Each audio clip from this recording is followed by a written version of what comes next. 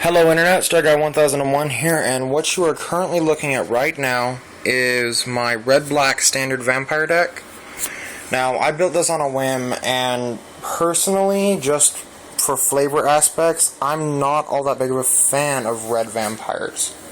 Because in my mind, vampires are old, wise, learned things that actually have some intelligence to them. But deck, because black vampires really didn't have a place, and I am a big fan of the vampire archetype, and I wound up liking it a lot.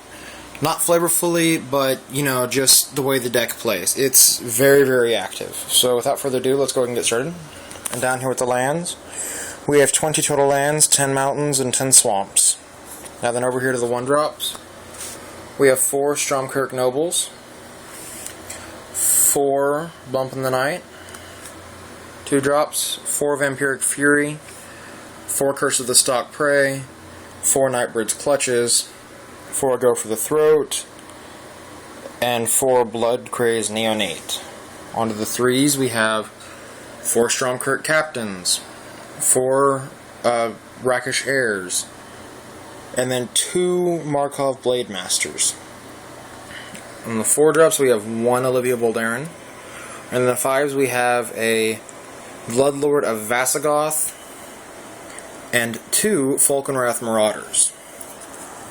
Now, the deck actually does function as is very, very well, and more so than I thought it ever would, because, the vampires like Blood Crazed Neonate want you to attack every single turn, and you tend to be attacking every single turn with a lot of your other things, like Rakish Heir, Stromkirk Captain, your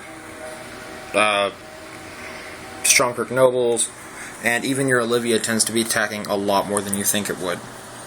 Now, the reason is Curse of the Stalked Prey. Curse of the Stalked Prey is an enchant player for 1/1 red that says whenever a creature deals damage, that creature gets a +1/+1 counter put on it. And if you'll take note, Stromkirk Noble says whenever it deals damage, it gets a +1/+1 counter, which means that if I have a Curse of the Stalked Prey on you and then I smack you with a Stromkirk Noble, Stromkirk gets 2 +1/+1 counters on it. So it's now a 3/3 instead of a 1/1. Also, Rakish Heir. Whenever a vampire creature you control deals damage to an opponent, put a +1/+1 counter on it. Meaning that if I had a Rakish Heir, a Curse of the Stalked Prey, and a Stromkirk Noble on the board, and I poke you with any of them, they get 3 +1/+1 counters put on it, right then and there. Stromkirk Captain pumps all of your vampires. Vampiric Fury gives +2/+0 and first strike until end of turn. Stromkirk Captain also gives them first strike. Nightbird's Clutches allows me to return 2 target creatures to my opponent's hand, just to help control the board. As for a little bit more control, I have Go for the Throat. Blood Crazed Neonate is really in there as a placeholder because she fits the 2-drop mana curve because there's not another 1-drop vampire, sadly. And, 4 Markov Blade Masters seems a bit it just seems a bit too much to me, because if you'll notice, Blood Crazed Neonate is the only creature we have in the 2-drop section, which means that we drop a creature on turn 1, and then again on turn 3. But with Neonate, we can drop one on turn 2 as well.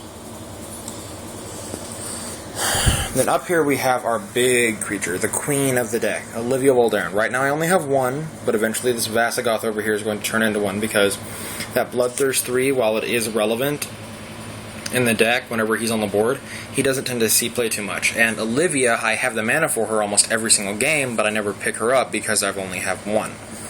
And Olivia, where I can bite and steal, or bite their things, make them a vampire, then steal it, is a lot more relevant. Because now I have an army of vampires that then turn around and get all the bonuses of everything else. Falkenrath Marauders. He's actually a 75-cent rare last time I checked him. It's probably actually a lot lower now. But the reason he was so low was because he came in the Red-Black Vampire starter deck. And a lot of people dismissed him as crap because he's 5 for a 2/2 that whenever he deals damage to an opponent gets 2 +1/+1 counters. But he has flying haste, so he has evasion and he gets to attack the turn he comes out. So a kill spell won't really do you much good. Now, by turn 5, you usually have 1 or 2 Curse of the Stalk Preys out and 1 or 2 Rakish Airs out, which means that he's getting the 2 from him, the 2 from your Rakish Airs, the 2 from your Curse of the Stalk Prey. So he gets a total of 6 +1/+1 counters on him whenever he smacks. That makes him 8/8 the turn he comes out for 5 mana. He's ridiculous.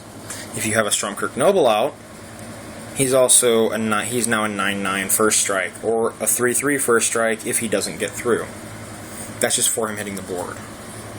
So he's actually a lot better than people give him credit for, because games usually do last into turn 5. And he's there as a end-all, be-all, this is my finisher, if the need ever arises. Now, you know, I like the deck, I like the way it plays, and it's just very, very fun. I like being able to beat face in very, very quickly and effectively. And this deck does that very, very handily. It actually beats my Black-White Spirit Tokens deck out as far as speed goes, and that actually will be the next video that I do. So, thank you very much, and have a nice day.